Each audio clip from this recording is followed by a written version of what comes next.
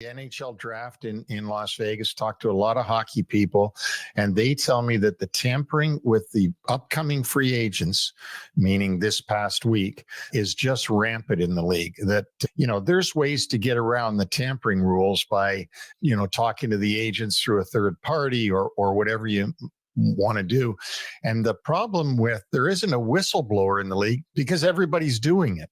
Ken Holland, who is no longer with the Oilers, but if he was the GM of the Oilers, that puts him, and Bill Zito from the Florida Panthers, the hole that puts them in as far as preparing for the draft and preparing for free agency.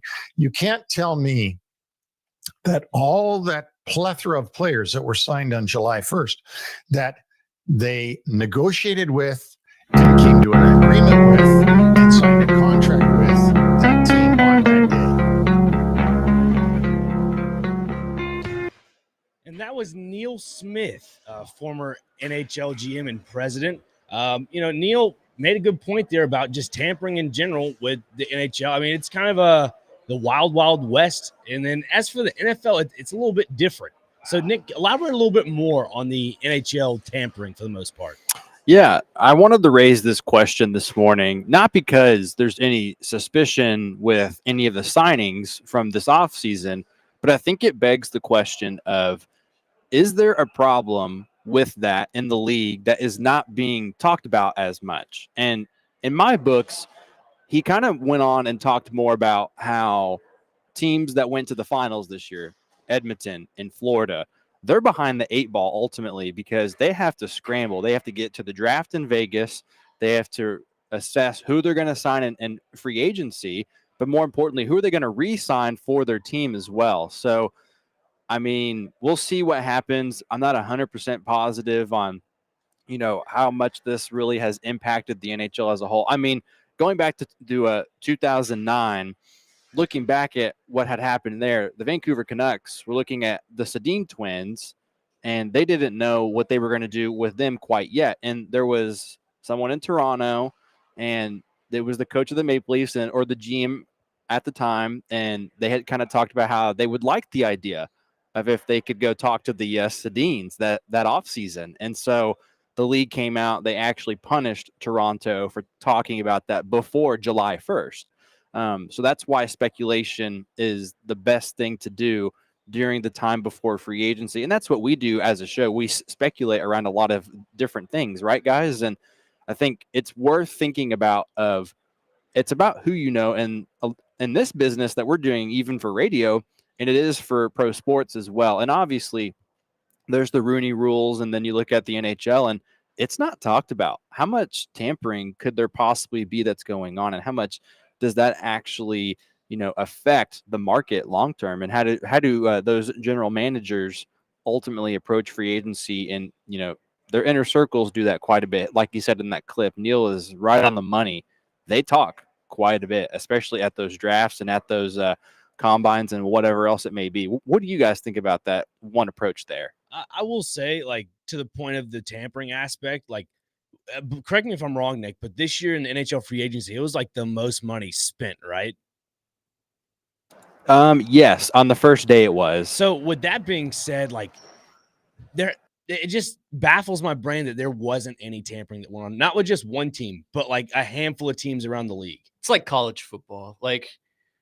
Now we have NIL and stuff, right? Which is technically it's legal to pay players, yeah, but legal tampering, basically. Legal tampering. But everyone's doing it, right? It's not this under the nose thing that we don't know about. I mean, the organizations can try to hide it, but we know what's going on. I'm not saying that the Preds absolutely tampered, but it is a little eye-opening to me that they land, 3 of marquee names in the top of the list in free agency in one day. Right. And not just one day, it was within an hour. Yeah. But also I will say this, and Nick, please elaborate on this as well, but the tax in Tennessee, there's no state income tax for the most part. Exactly. So you're going to go along with that. It's going to be a hotbed for people and players to come to Nashville. Yeah. That's the key point in all this puzzle here. It's a growing city. Right. And so to the point of the tampering aspect, maybe the Preds were not one of those teams that were in that little tampering little, I guess, bubble. I think it could have been more teams around the NHL. I am curious though, what's the NHL's policy on tampering? I know like the NFL, when you tamper, we saw it this past offseason, Atlanta tampers to get Kirk Cousins as their quarterback, and the Eagles tamper to get Saquon Barkley as their running back. And right. that caused them to lose, funds and a few draft picks, I think. And yeah, I'm curious, does the NHL have a strict policy on that? Or is it just kind of a, slip it under the rug, don't let anyone know kind of thing? So here's what I know, and I've got the illustrious Pete Weber next to me, and if he's listening, he can probably correct me. But Hi, with Pete. with tampering in the NHL, I think there can't be any conversations technically before July 1st. They all technically have to happen on July 1st. There has to be talk between the player, the agent, and the organization of where that player is going to go. And that's why when I was telling that story earlier about the Maple Leafs, that there was ultimately a problem with them saying, hey, we're interested in the Sedins. And that was before July 1st, right? So for me, at least, that's the way I was approaching things in this conversation. Was I wasn't 100% positive on what that might look like in the off season. So could that maybe mean that there would be some tampering issues because it wasn't free agency just yet? So that's yet to be seen. But ultimately, guys, I think there needs to be more clarification on what tampering could be in the NHL. And I could just be missing it, but I thought it might be worth discussing ultimately because the Preds had a huge splash. And so are there better rules and regulations that could be in place? Because Barry Trotz, he knows his people, as we all know. He sure does. He sure does. He's been in the league for quite some time. He's brought in some familiar names to this team. And he did a good job, at least on our station and around the media, of staying away from that tampering. Us as journalists were supposed to ask these questions, what about this guy? And you saw that come up a lot with, Mitch Marner and guys like that. And Trotz handled himself well. He said, like, I can't say anything about that. He did name drop him at one point here on this station. yeah, But he didn't directly use that name, and credit to him. I mean, he's had a heck of an off season, and by no means are we saying, the Preds are tampering. Absolutely not. But I'm just saying it goes on today across all leagues. True. But today at 10:30, when we hop off the air, we'll see but hear the Future Stars game right here on 102.5 The Game later on today. Nick he's already there, so Nick can kind of give us a little rundown of that on Twitter or just talk about it now on the air. So yeah, absolutely. I just dropped the roster on my Twitter. I'm at Keyser Nick, so go check out who is on what team today. I will say one thing that I really like about these rosters early on. You've got a really healthy mix of the new guys that just got drafted last week and some guys that were here last year as well. You got Tanner Mollendijk is going to be on the same team as Kalen Lind, and those are two guys that I think I've enjoyed the most of during this week and just watching these guys. And then also for Team Blue, because that was Team Gold. For Team Blue, I really liked the idea of putting Jeremy Hansel back there with also Dylan McKinnon and Anton Olsen. And there's some other guys as well that are all invites. All four invites there are 8 invites and they have evenly split them. It's 5 and 4 actually. Sorry, there are 9 invites at camp. So they've kind of split them up pretty evenly. So I'm anticipating a pretty well-balanced matchup. So if you come down here, there's a good crowd that's gathering here so far. You'll see some good hockey here this afternoon down here in Bellevue. love it. I love it indeed. Well, hey, next on the docket, you ready, Newt? Oh, I'm so ready. It's time for Newt's Notes coming up. And we'll see you on the other side here on 4's Company right here on 102.5 and 106.3 The Game.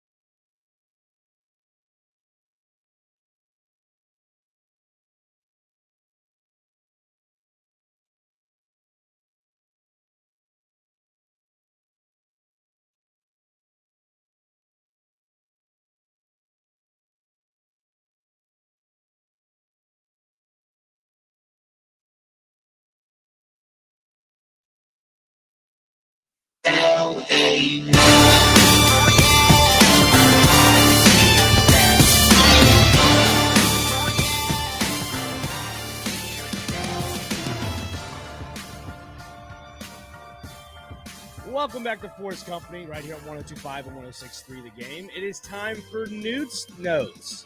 Connor Newt, the producer / host. What do you have for us? It's the speaker. Oh, now. so yes, you're right. The speaker. Big Joe's around here listening. We gotta hold the name. He's giving you a nice moniker of the speaker. Yes, it is Connor Newt, a.k.a. the host, a.k.a. the producer, a.k.a. the speaker. So what do you have for us for Newt's Notes? Okay. Well, Don't slack off, Connor. wait a but. Okay. You know what? Okay.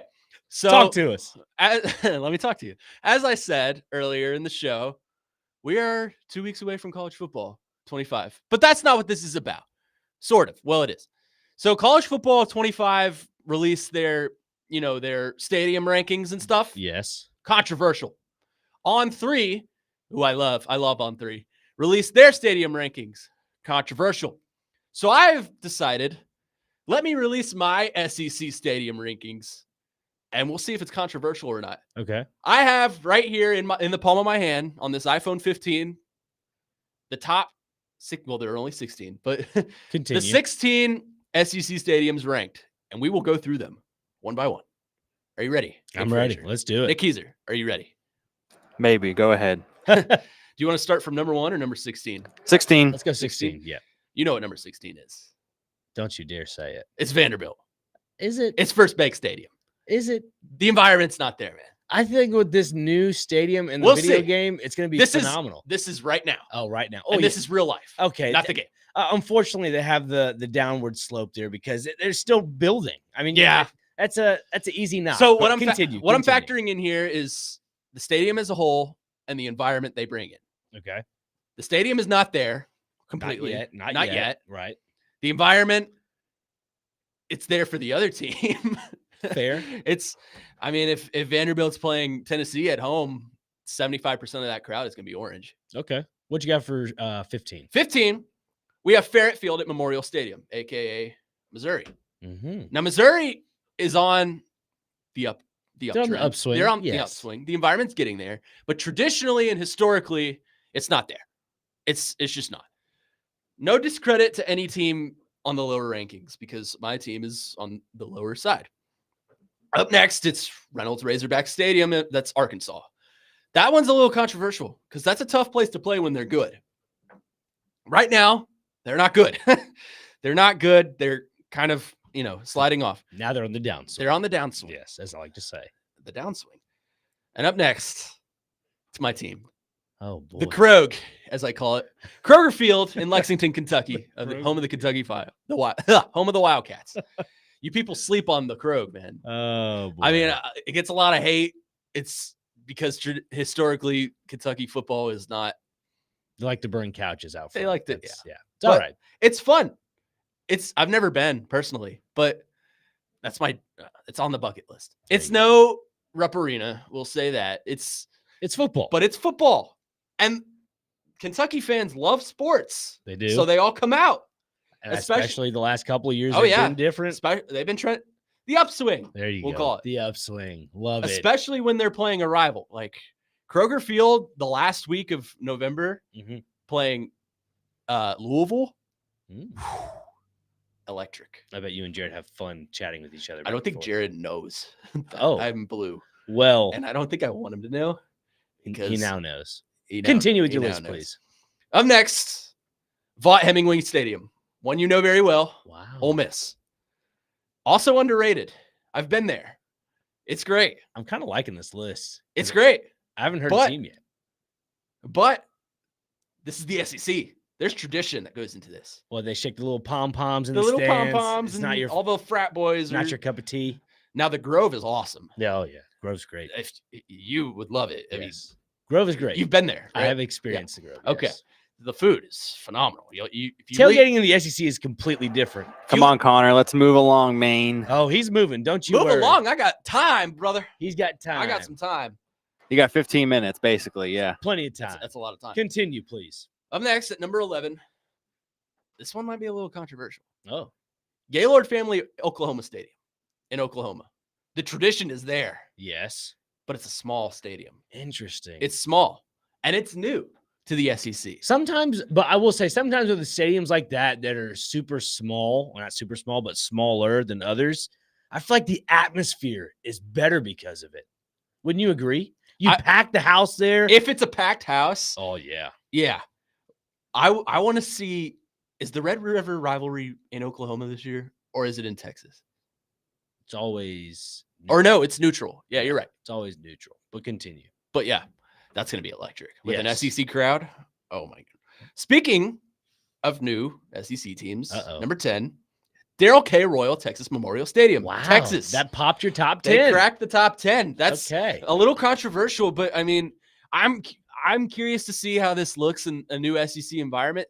Texas has great fans, but the thing that makes me mad about Texas fans is they get so like, it's like you killed their dog when you do horns down. It's like that. Yeah. Yeah. Okay. Which if they make that a penalty. Oh no, it's going to be great. It's going to be awesome. It's not going to be no penalty. Yeah. Here you go. Negative. Here you go, Frazier. Uh-oh. Number 9. Really? 9? Davis Wade. Come on. Give me a little top 5. Are you really going to put Bryant-Denny Stadium in top 5? Yeah. The the Cowbells are just too much. Cowbells, baby. That too should much? be number 1 in SEC lists right there. The Cowbells are definite. Cowbells. I don't care what anybody says. I've been to Davis Wade Stadium. I have sat The in that Cowbells crowd. to me are like the Vandy Whistler in baseball. No, absolutely They- not. They piss everyone off unless you're a Mississippi State Bulldog. Incomparable. Can't do Look, it. I You bet. can't compare. Look, I guarantee you, the Vols are not even in the top 5, and their atmosphere is second to none. Oh, don't tease here, Connor. We'll see. Oh, okay. We'll see. But as for this, I'll say my statement about the Davis Wade Stadium, the Bulldogs. Don't you dare disrespect the maroon and white of Okay. Starkville, Mississippi. At least they're in the top This 10. is the Ole Miss but in me by speaking. goodness gracious, they should be in the top This is 5. the Ole Miss Rebels in me speaking. I am glad. I'm glad you did put them above Ole Miss. So thank you. But Okay. continue. The next one. Should we play a little sandstorm here? Williams-Brice Stadium, Wow. University of South Carolina. That's an Wow. electric atmosphere. Okay. And they suck. Yeah, that's valid. But, you know, they do the 2001 thing with Cocky, I think his name is, the mascot. And then, Yep. of course, Sandstorm is electric with the white towels waving. the White House. Oh, I love it. At number 7, this is going to be controversial for sure. And Mm. I've been saying that. But this is who EA Sports had as their number 1 environment in the entire game. Oh. Kyle Field, Texas Thank A&M. you. Goodness gracious. Overrated. Overrated. For sure. Overrated. Great atmosphere. I can't do it. But that's a cult. Yeah, but that cultist environment's just too much. Yeah, it's too much. I totally It is too much. agree with you. Thank you. Yeah. It's just everything's bigger in Texas, and I feel like that's why they did it. And I'm just like, you know what? Stop it. Yeah. Just stop The it. thing is, like, they do military school things, but they're not a military school. Don't tell their fans that because they'll get really upset. Mm. But yeah, I digress. Number 6, Jordan Hare Stadium in Auburn. That's fair. That's a great one. Yeah. They suck right now. They're on the upswing though, with Hugh Freeze as the coach. But that is a tough place to play.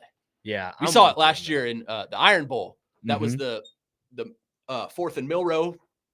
He throws it to what's his name? He transferred to Texas. Oh, I'm drawing a blank. But yes, I know the play. It was 4th and a mile, and he threw it in the back of Yep. the end zone and caught it. That's the Iron Bowl is one of my favorite games the entire year because no matter where they're playing, it is fun and it is close. Now, before we get to the rest of your list, I'm curious, for rivalry's sakes, Red River rivalry and the Iron Bowl. What ranks over? What reigns supreme? Iron Bowl. Still Iron Bowl, right? Iron Bowl. Okay, just want to make sure. The number 1 rivalry in college football is always going to be Michigan and Ohio State. Absolutely. I would not be the same without Kenny Adams yelling at her, like yelling at the TV down the hallway. Oh, I Ooh. miss you, Kenny. That's the top rivalry. Michigan Oh, yeah. and Ohio State. Oh, yeah. Oh boy. All right, continue. No comment. We're in the top 5. Uh-oh. And at number 5, Bryant-Denny Stadium in Alabama. Okay, I'm glad you didn't put them at 1. No, All they're right, not all number right. 1. No. Okay. There's a clear number 1. Okay. But that's a fun one. I've been there. I watched them play at they played MTSU last year. So we went down. We got $20 student tickets. How about that? We drove down to Tuscaloosa, stayed in a hotel overnight, watched I didn't know this. We didn't know this at the time, but it was Nick Saban's last home opener ever. Now looking back, that was really special. Yeah. And that Did you take some pictures? took some pictures. Yeah, special for you and the Blue Knighted group. Hey, baby, that's Hey, what I'm talking I was about. neutral. You know what I showed up in? I showed up in my Titans Derrick Henry jersey. Neutral. I'm that guy. Connor, you can't do that, man. Yeah, I know. You can't I do learned that. my lesson. Come on, man. Has anybody told you can't do that? Now they have. Now I have. Just yes. you. Yeah. You Okay. can't do that, man. And number 4, it's the Swamp. Chomp chomp. Ben Hale Griffin Stadium in Florida. Okay. There's nothing like the Swamp. Yep. Now, granted, Florida's trending downward. Yep. Sunbelt Billy is not cutting it. He's on the hot seat. Sunbelt Billy. He's on the hot seat. But oh man. you cannot beat the Swamp in the early 2000s and 2010s even. Yeah. It's a vortex. You're right. It's a penitentiary. You can't win there. You can't win. And if you're the Tennessee Vols, you still can't win there. It's what the fourth quarter they do the Tom Petty won't back down. I won't. Yeah. Yeah, I hate that song. Are you kidding me? Tom Petty's iconic. Tom Petty's iconic. All right, let's continue. I don't like this. And you're making me upset. This one's for you, Nick Keiser, because you said that the Vols would not be in the top 5. Oh, I'm shocked because they got really bullied out of their ratings. So I was waiting just to be I will give credit. absolutely befuddled by whatever they were going to throw out here. I'll give credit. This is me making these rankings, by the way. I'll give credit where credit's due. Neyland Stadium is in the top 3. Now, they're not second to none because there are 2 ahead of them. But Neyland Stadium is an electric environment. I'm going this year. I'm going to watch them play Alabama, second Saturday of October. Congratulations. You've taken too long to get there. You've been here your entire life, Connor. I'm so surprised you've never Neyland been. is not in Nashville, thank you. No, I know, say, but still. it did take me until about 3 years ago to go to Neyland Stadium. So Connor's around the same age when I went. So yeah, that's but all right. Fraser, you were baptized into being a big Bulldogs fan, man. So, Come on. I'm baptized into being blue. You think Yeah. I want to go to that orange stadium and not watch my team? Absolutely, you do. You just ate a donut 2 weeks ago. You should be ready for this. The donut is not going away. Yeah, that's going to And stick he's around awesome. for a while. No, it's not, because it's coursing through your veins still. Continue with your list, please. Digestion's a thing. Anyways, at number 2, Sanford Stadium, Oh, UGA, Georgia. The Bulldogs. I like that. They win a lot. And I've never been, but Yeah, they don't lose a lot there. they don't. I don't think they've lost there in close to 5 years. It's been a while. It's been a while. But at number 1, Oh, there can only be one. Oh, Tiger Stadium, LSU. LSU. Not just the most electric environment in the SEC, the most electric environment in the country. Whoa. Changed my mind. Whoa. Now, I can speak on this because I have been to Death Valley in Baton Rouge, Louisiana. I went to go see Mississippi State versus LSU with my buddy Alex. Best trip I ever went on. That place was rocking. Oh, they're rocking. It's funny enough, we were sitting at the highest point of Death Valley and just inside of Tiger Stadium, the highest level possible. You could feel it shake. You could feel the stadium shake. Electric. I'm like, It's- whoa. Like, it was swaying back and forth. I was like, whoa, we're right on the 50-yard line, probably row 358 at the very top. And we're just here. We feel the swaying. It's feel the swaying. I want to go so bad. That I want to do. I want to do Penn State whiteout. Yep. That's electric. I want to do Virginia Tech. I'll have to ask Jake to take me one day. Yeah, Jake will get you some passes. He'll get me. I would like to do the Big House at some point. The Big House, I think, is a bit overrated, Tad bit. but Ohio Stadium, or what is it called? Ohio State's. Oh, it's the Horseshoe, I think, or something. Yeah, the like that. Horseshoe. Yeah. I do that. I don't think there's anything out in the West Coast I would really do. Not I like think I'd the want Rose to go to Bowl? Oregon. Oregon would be good. Yeah, I I'm like like Keiser on this. Oregon would be cool.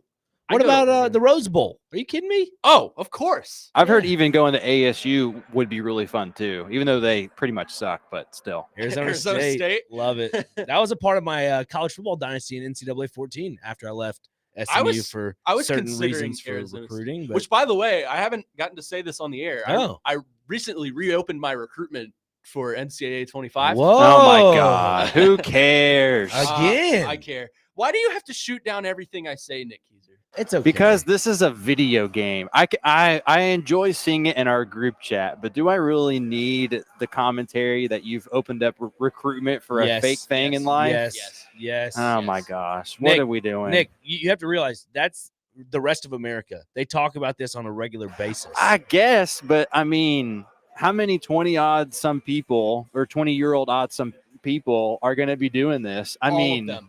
I know we have a plan as a show, but I mean, this is outrageous. I'm but gonna the put this out locals there, may Nick. love it. I'm gonna put this out there, Nick.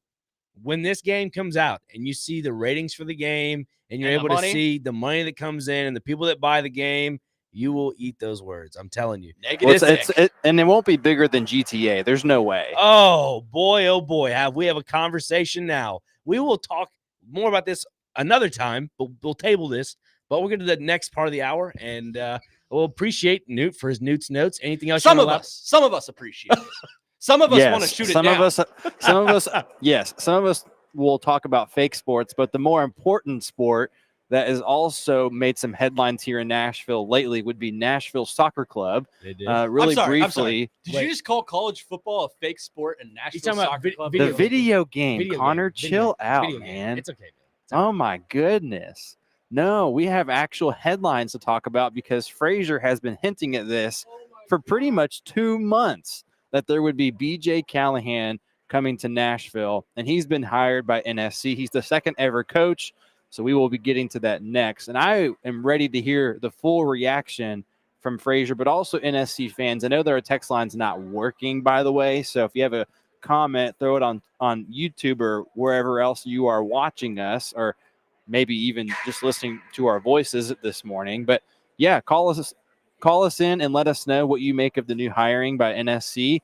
I know Frazier's going to jump in on what he thinks about that hiring, and Absolutely. I know that there is some, I don't want to call it skepticism around this hire, but could they have maybe waited and gotten a different coach after the Copa America has kind of been, throwing some teams out here lately? But I think, quite frankly, just to tease here, I think there's a good reason that NSC fans should be happy with BJ Callahan. And so Frazier will tee up that for us coming up next year. You're listening to 4's Company here on 102.5 and 106.3 The Game.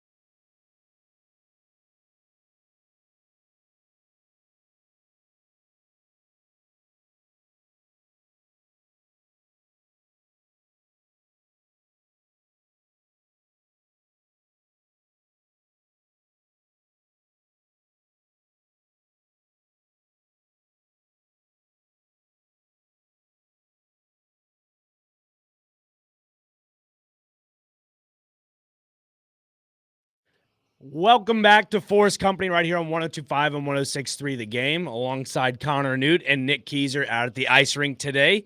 I'm Nick Frazier here at the 102.5 Game Studio. We're talking to hear a little bit about Nashville SC. They hired B.J. Callahan. B.J. Callahan, formerly with the U.S. men's national team, was hired on around 2018 up to now. So he was a video analyst along with an assistant, as being an assistant coach, strategy analyst, I guess you could say. His role currently, previously with the U.S. men's national team, would analyze and develop game models for the the national team. Was also a big part to their 2022 FIFA World Cup run. This is an interesting hire. I like it. I've been saying it the last 2.5 months or so about how, this could be a, type of hire Nashville would like to have for their sake of the future. And it just fits the system. I think it fits.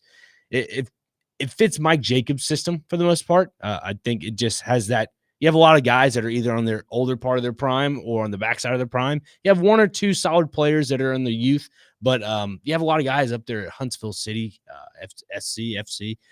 So you need to really hone in on that. So your ROI is going to have to be a little bit bigger. Like I talked about with the houses, building houses in some sorts. The Nashville SC is kind of rebuilding the castle a little bit. It's a remodification in a roundabout way. But with this addition of Callahan, I think there's going to be a lot of offensive firepower. Last night in the Copa America, actually, Jacob Schaffelberg, Nashville SC forward, scored a goal. And now, how about that? That was an amazing feat by him, honestly, guys. Yeah, I mean, he's having a crazy season. This is probably his best season of his career so far. Scored in the CONCACAF Champions Cup, scored in league play. He scored in almost every competition this year. So he's having a great season. He had an interview the other day with One Soccer on watched it on Twitter. And it was really good. Talked about Steve Guppy, one of the former coaches of Nashville SC, and how it just kind of helped him along the way, shape him to who he is as a player, excuse me. It's real interesting to see what Callahan will do with Nashville SC, because I did mention the last couple of weeks, just pay attention to what the U.S. men's national team does when it comes to, being knocked out of the tournament. You know what I mean, Connor? Like if they get knocked out of the tournament, then Nashville SC probably will hire a coach. And sure enough, they get knocked out of the tournament on a Monday, and they make the announcement the following day after, or 2 days after. It's the right move. It is. It is the right move. And it's a good hire. Yes. I think. I believe so too. And the fact that Rumba Muntali will stick around and, keep developing players. I think what he's done in the previous weeks has been phenomenal. He hasn't been afraid to experiment on the field, hasn't been afraid to switch up formations. And the thing is with Callahan, when he was the interim head coach for the men's national team, he ran a 4-2-3-1. And so for me, I like seeing something like that, because at that little top spot, the striker at the very top of the formation, you put Sam Surge up there. I mean, obviously he's had a little bit of injuries in past and whatnot. That's your X factor, though. Yeah, that's your guy. No, if your name has a DP next to it, I've said it and I will keep repeating it. You have to produce. You have to produce. You can't not. You just can't. You can't. You have to produce. And so that being said, I would like to see them experiment. When Schaffelberg does come back, put him on one side, Hani in the middle. And I would love to see Tyler Boyd on one side of the field as well. Love to see him on the either left side. The slot, if you will. The slot. You see what I'm doing there? Yeah, exactly. I like that. Yeah, use that. The slot. We got 2 Tyler Boyds and 2 Brian Callahans. Yeah. Look at that. How about they keeps getting better. And both coach football. And both coach football. That's good. Very funny. Good job, Connor. That was pretty good. I like that one a lot. As for, back to the Callahan thing here, 3-0 against Mexico in the semifinals when he was head coach for the national team, and then 2-0 in the finals against Canada. And that just goes to show you clean sheets, something Nashville SC hasn't been able to do in the last couple of weeks, especially this season. Last season, they were one of the top teams with clean sheets for the most part. And now this year, it's just been kind of an up and down thing. Obviously, injuries happen, but I think Nashville SC is starting to kind of turn the corner a little bit. They're getting some results. They're in a playoff spot. I will say in the Eastern Conference, though, it's just a little bit of a mid. The term, the normal kids nowadays use the term mid. Is that right, mid, Connor? yes, mid. That's the term. So now with Nashville being in that mid position, obviously in the standings, it's just not, I guess, what's the right word to use? Not ideal for them to be there. I think they have a lot of talent. Do you think if they crack into the playoffs, similar to the Predators, they'll be, obviously the Predators didn't produce much in the playoffs, but do you think they'll be viewed as kind of a dangerous dark horse team. If if BJ Callahan ends up working out for Nashville SC and just the schematics of it all, absolutely, they could be a dark horse to go deep into the MLS tournament. Excuse me. Yeah, that's kind of what I was thinking too, Frazier, just because of the hiring of Callahan with the GH, by the way. So you got two Callahans, but spelled very differently in town as well. Callaghan. Yeah. Callaghan. As Joe and I said the other day, The BJ dynasty. Callaghan, maybe. Yeah, it's a new dynasty of soccer here in Nashville because it's Genghis Khan. You got Callaghan. I don't know. That's a horrible play on of words, Callaghan. but It's worth it. You know, someone in town is going to say that too. Oh yeah. yeah, absolutely. Continue, But Nick.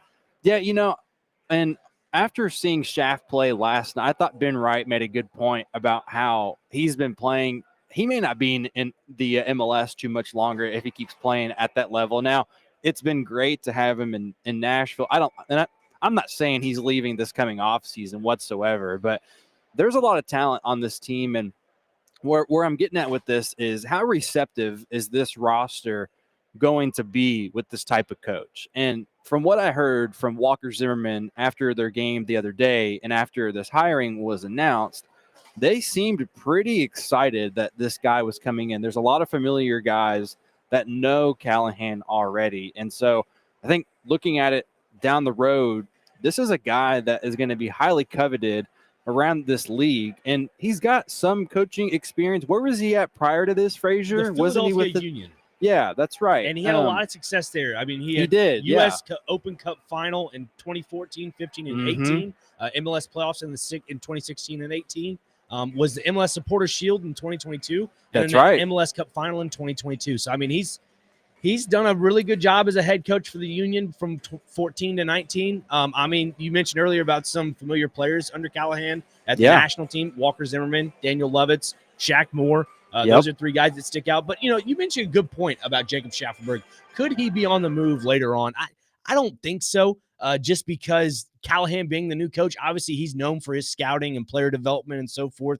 I mean, Roomba's known for his player development as well. So maybe they're able to grab some guys out from the MLS Next Pro roster, develop them, and maybe, turn this ship around a little bit. But as for Schaffelberg, like you, Nick, I agree. I don't think it'll be this summer or this offseason. Maybe next offseason. I think Nashville is kind of, I don't want to say apprehensive about getting rid of some players, but a lot of their roster is getting on the older side of things, but Schaffelberg's not one of them. Yeah, I would tend to agree with that. I think as long as they keep Walker Zimmerman around, as long as they possibly can, that would be beneficial for them. Kind of like the Predators, where you have a couple of vets that are going to help keep the foundation solid, where you want to make sure that, hey, the Nashville SC way, I'm not sure what their phrasing is, but whatever their mentality or their foundation is built on, they can keep some of those guys around. And I think even if Roomba stays and he will with this team, and he will, like you just said, that's going to be really helpful too. And I thought he was really impressive. And this was the first time I heard him post game the other day, Frazier, last weekend on Saturday after their loss against Inter Miami. I was impressed with how detailed and how thorough he is, and especially with the way he's told these guys to be aggressive at the right times. And so, Shaft going out on the wing when he is here, he's been phenomenal. But the person who's benefited the most, I would say, after the coaching change would be undoubtedly Sam Surridge. I think he has been phenomenal the last few weeks. And Tyler Boyd, to his credit too, man, 2 weeks ago, he had a huge missed goal, came back and scored again. But Sam has also been tearing it up too. So, Frazier, it's been a very impressive team. And now they can only get better with this new coach. Yeah, you mentioned Sam Surridge there, and thanks for mentioning that because, under Gary Smith, there was this little weird just substitution issue when either Sam would come off early and they bring on Teal Bunbury, and obviously the analytics say Teal wins a lot more balls up in the air, talking about headers and so forth.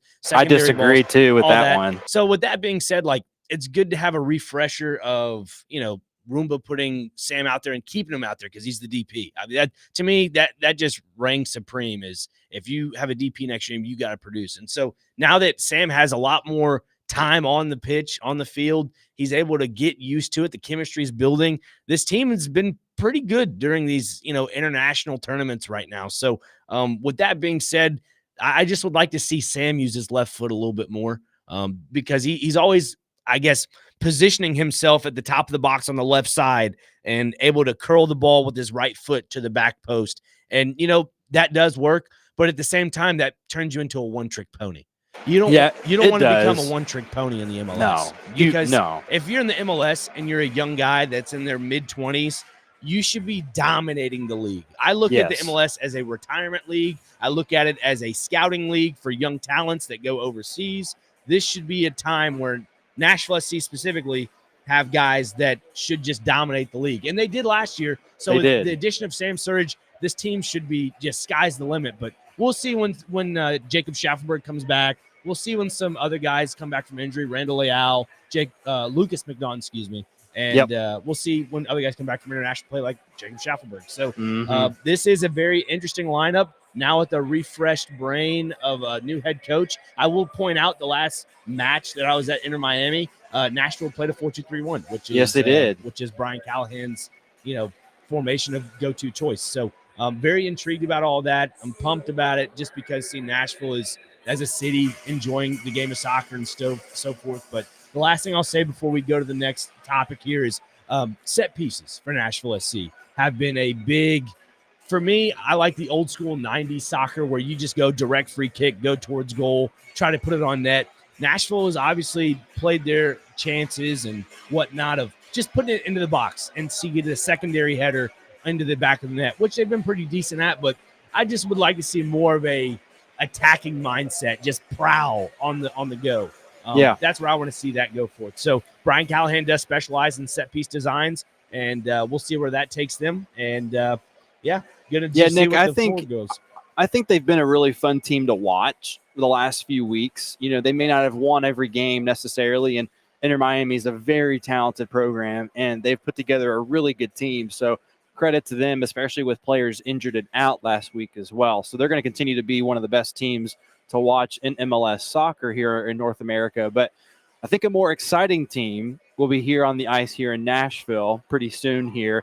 But before that even happens in October, we have the Prospect Showcase. We'll talk more about that as well coming up in the next few minutes. But just kind of giving us a little bit of a transition there. I'm sure people can hear the music that's behind me in the background. So and the Zambonis, can't forget those. Yes, we're all the ice has been flooded. It's nice and smooth and ready to go. They'll come out for warm-ups here soon. Jay Moore is here. Pete Weber is here. They'll have the call for you here coming up soon.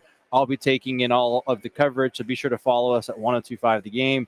And I'll be live tweeting a little bit here and there as well. But, yeah, we've got a lot to get into, and I'm super excited about the sports here in Nashville, as you should too, as our listeners. This is going to be a really fun next few weeks to kind of talk about and speculate what their seasons may be like. Indeed, it will. Well, we'll get to more of that on the other side here on 4's Company, right here on 1025 and 1063 The Game.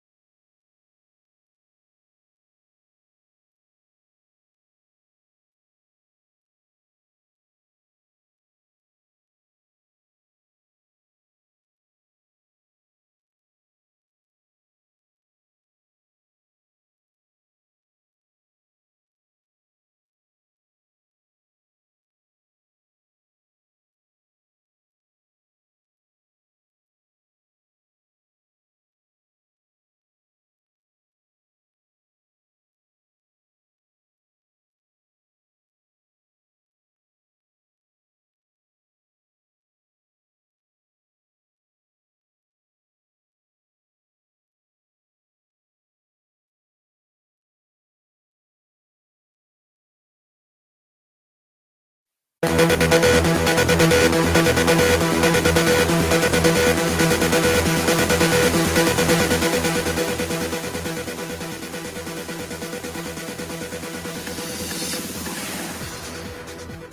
we're back on 4's Company on 102.5 and 106.3 The Game. Connor Newt, the speaker to my left, and in the parts unknown at an ice rink is Nick Keyser, the reporter. Oh, we're jamming right now. With that return, getting us ready for the Preds Future Stars game today. Nick, give us a little preview about what's going on out there.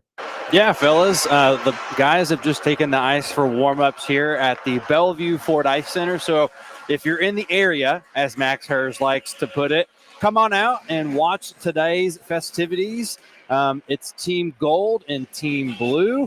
I'm excited to see the first line for the blue team. You've got a lineup of Teddy Stiga, who was drafted last week, and centering that line is Igor Surin. And to the right of him is Matthew Wood, who will be at the University of Minnesota this fall. But yeah, we're going to have two halves. And these halves, guys, they're not like your typical hockey game. The way it's going to be split up today, you've got 20 minutes of 5-on-5 play, then 10 minutes of 4-on-4, then a 5-player shootout will end each half. So you'll get a lot of talent, some good situations early and often, I would say. These guys are excited to be here. It's some of their it's their really unofficial debuts here. And it looks like we got Dante Abercrombie will be coaching the gold team. He is the new TSU hockey coach, and we talked to him yesterday. He is elated to be here in Nashville. He's getting his program started. So those Tigers over on that side of Nashville, they'll have their first hockey team coming up here as a club team pretty soon. And it looks like coaching the blue team is developmental coach Nathan Gerby, from what I can tell. He's a shorter gentleman that played in the NHL, and he was one of the shortest guys on record to ever play in the league as well. At the time, one funny photo I saw of him was he was standing next to Zdeno Chara, actually, and he was wearing his helmet in the penalty box. So they've been next to each other a few times. But yeah, guys, that's what the prospect showcase looks like here. Like I said previously, Jay Moore and Pete Weber will have your call here this afternoon. The crowd is here already. You've got plenty of spaces still around us. To the left of me, it is jam-packed shoulder to shoulder. So we're in for some good action here this afternoon over here in Bellevue, fellas. I am curious. I want to ask you, Nick, about Igor Surin, the first-round pick for the Preds this year. You've been at some of these little skater rounds at 3-on-3s. How has he looked? And also, like, what is your, I guess, biggest quality you're seeing out of him so far? Is it a confidence thing? What is it? He is not afraid to lay the body on anybody. And that is the most mature aspect I've seen about his game so far, is how he's physically built as a 17-year-old, by the way. So he's going to continue to add that size and play in the KHL next year in Russia.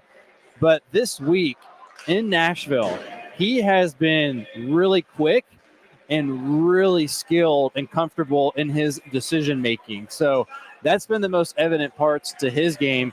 You didn't ask, but I think another guy I've been excited to watch too that's new to the team is Teddy Stiga, who will play to his left this afternoon.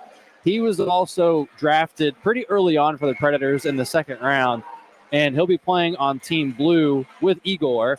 So I'm interested to see how his, I guess, creativity will come out, because I've seen some of it during the 3-on-3, but I hope to see more of it here in this scrimmage. Now, also the, I guess, third or fourth round pick back in 2020 with the Jock. I keep getting his name wrong. It's the Finnish. I think it's Juha Jakkola. Juho Jakkola. Thank you very much. He's been out there as well. Give us a little rundown of him. That's my exciting goaltender for me. Everybody talks about Askarov. I think this kid's going to be something special. You talked about him last week as if we were getting ahead of ourselves, talking about the backup goaltending possibly, because he is down in the pipeline. And I think he's been cool with his fluid movements. I've been interested with how he's approached shots. He's not afraid to stand on top of the blue ice. So he's, fielding those shots a little bit ahead of where goalies usually are trying to take them. But I think with his hybrid style of goaltending, he is a more comfortable guy out of all four of these guys that will be in the showcase today. So there's a lot to like about him. There was a clip I threw out there yesterday. I saw that you liked it, Frazier, was when he and Pecorine were doing the battle board work yesterday. So the goaltenders have been getting a little physical, working on what they've wanted to do alongside those boards. So Yuha has been getting used to that. And I'm looking at him right now in warm-ups. He's just a cool encumber guy. So I'm excited to see what he has to offer for the Predators long-term wise. It just seems like Pecorine and Jokela they just seem to mesh well. I mean, the videos you've posted, the way Pecorine has expressed confidence about this kid, like, give us a little more about that relationship if you can, Nick. Yeah, I think what's been cool about that was he scouted him before the Predators drafted him last season as an overager, and obviously he went back and played at the pro level this season in Finland. So that's pretty cool. He's playing the top level back home.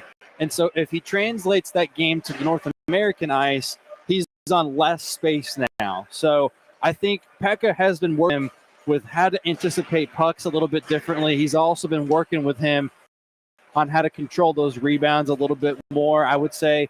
That's what all he's looking on. But I think it's been easier for Juha to get acclimated to the North American ice with a guy like Pekka here, who we all know is going to be a Hall of Famer at some point. The guy's got a statue. So surely if you're listening to that guy, you're in awe every time that he opens his mouth.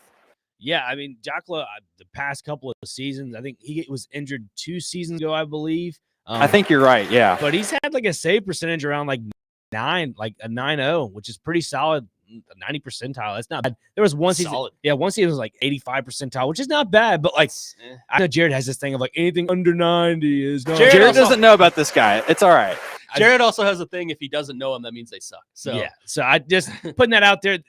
The save percentage on this guy is just that's the thing that I've just stuck out for that stat.